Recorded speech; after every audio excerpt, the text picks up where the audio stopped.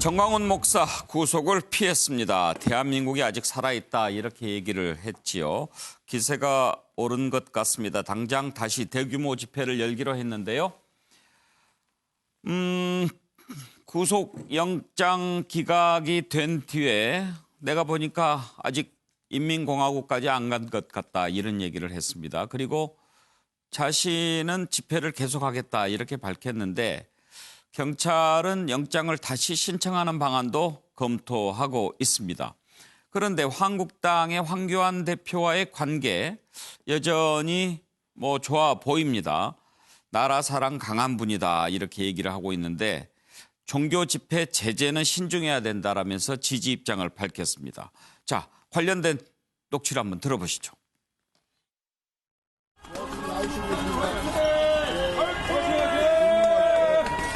인민공화국이 다 된 줄 알았는데 이번 제가 경험해보니까 아직은 조금 더 대한민국이 아직 살아있다 하는 것을 느꼈습니다. 예배 시간에 헌금하는 게 무슨 모금법 위반입니까? 누가 폭력을 했습니까? 폭력한 사람 한번 데려와 보세요, 저한테. 없어요, 폭력한 사람이. 돈 걷어가지고 월세 냈다는 그런 보도도 오늘 나왔는데. 하하, 이거 이게 보세요. 그것을 가지고 새우깡을 사 먹든지 바나나를 사 먹든지 헌금한 사람들이 전격적으로 동의를 해서 사용하는 건데 그것을 가지고 왜 바깥에서 무슨 말을 하냐 말이에요. 청와대 캠프로 또 가야죠. 네. 하실 말씀 없으신 거죠? 제 개인적 욕심으로는 이승만 대통령 그리고 박정희 대통령에 이어가는 세 번째 지도자가 되어줬으면 좋겠다. 저를 위해서 많이 기도해 주시고 또 우리 자유한국당을 위해서도 많이 기도해 주시고 대한민국다운 대한민국 만드는데 최선을 다하도록 하겠습니다.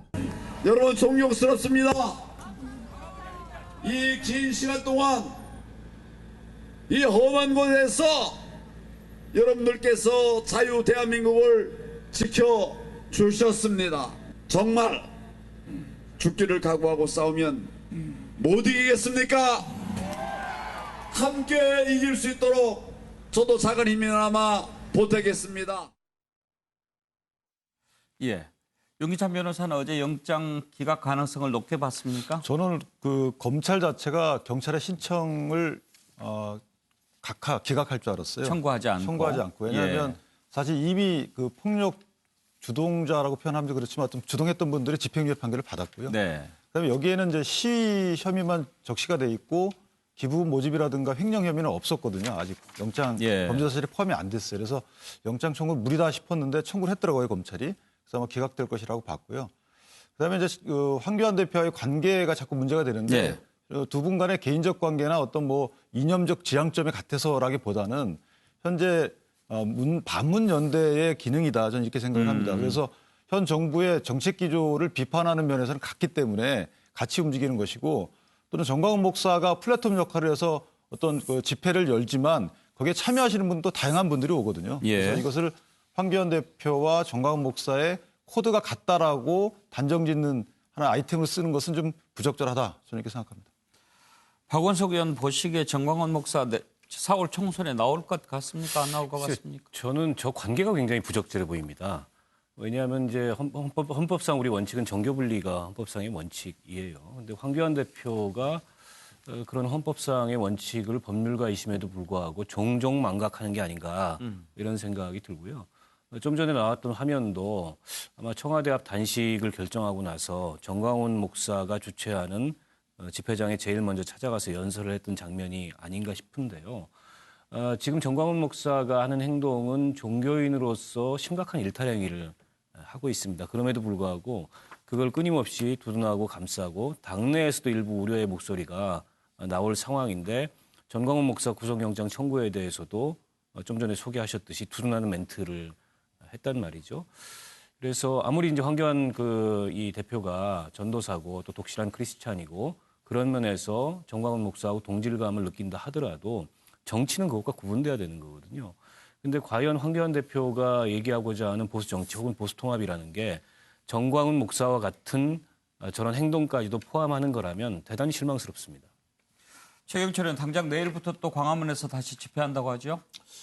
황 대표께서 쓸데없는 오해를 자꾸 받으세요. 그러니까 종교 편향적, 그러니까 개신교 신자인데 아주 그쪽에 몰입해 있다. 이런 오해를 자꾸 받습니다. 그렇기 때문에 다른 종교에서 이런 험담을 굉장히 많이 합니다. 근데 실제로 황 대표께서 말씀하시는 거 보면 또 그렇지도 않거든요. 근데 왜 쓸데없는 오해를 자꾸 받으시면서 표 떨어지는 소리를 자꾸 듣고 있는지 저는 이해가 잘 안 가는데 황 대표께서 아무리 예전에 친했던 분들이라도 조금 관계를 멀리할 분들은 좀 멀리 하셔야지 앞으로 더 큰 정치를 하시지.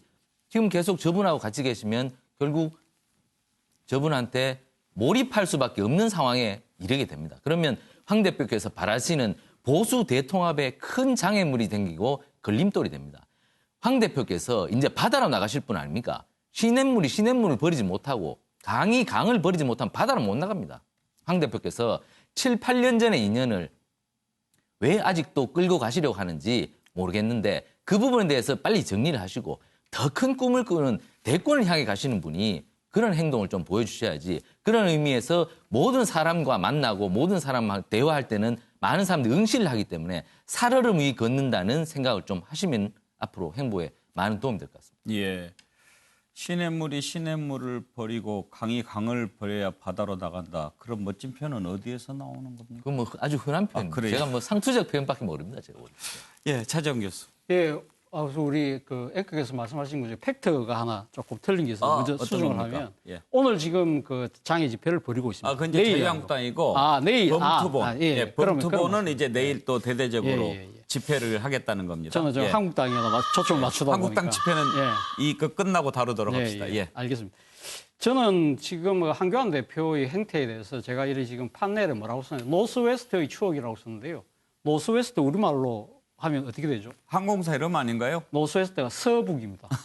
서북이거든요. 서북 하면 떠오르는 그 개신교와 관련해서 떠오르는 유명한 단체가 있잖아요. 서북 청년단. 예. 우리나라가 그러니까 해방 공간에 그러니까 대한민국 정부가 수립되는 그 와중에 상당한 그러니까 반공을 그러니까 무기로 해서 그 개신교 이쪽의 상당히 좀 극단적인 세력들이 상당히 정치를 주도했던 시절의 이야기죠. 그때 당시 뭐 예를 들면 우리 현대사의 비극이라 할 수 있는 4.3 사건 같은데도 예. 이분들이 상당한 또 폭력을 행사했던 것이고요.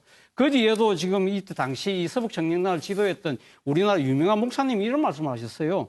공산주의야말로 일대의 그 괴물이다. 이 괴물이 지금 삼천리 강산에 행행하여 삼킬 자를 찾고 있다. 그렇기 때문에 서북 청년단이 나서야 된다는 이야기를 했는데요. 이 논리 자체가 어떻게 보면 정강훈 목사가 지금 현 정권을 소위 말해서 공산 세력으로 지금 매도하면서 그걸 부숴야 된다는 그 논리 자체가 어떻게 보면 이 노스웨스트의 추억하고 상당히 맞닿아 있다는 것이죠. 예. 실제 지금 우리나라 지금 개신교단의 상당히 보수 교단 중에 그 지도자 중에 한 분은 이런 말씀도 하셨어요.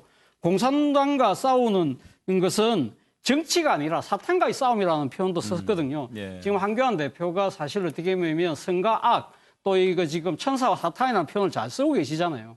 이러한 말씀들을 미뤄보면 과거 지금 뭐 60년, 70년 전의 그런 서북 청년단의 추억에 빠져 계신 것이 아닐까? 예. 그렇다고 한다면 지금 시대가 상당히 많이 바뀌었는데 이러한 자세로 과연 2022년의 그런 큰 목표를 달성할 수 있을까? 당장 올해 지금 총선조차도 쉽지 않을 것 같다는 생각을 지울 수가 없습니다. 예. 자, 정광훈 목사 구속영장 기각되고 또 앞으로 행보 황교안 대표의 관계 짚어봤습니다.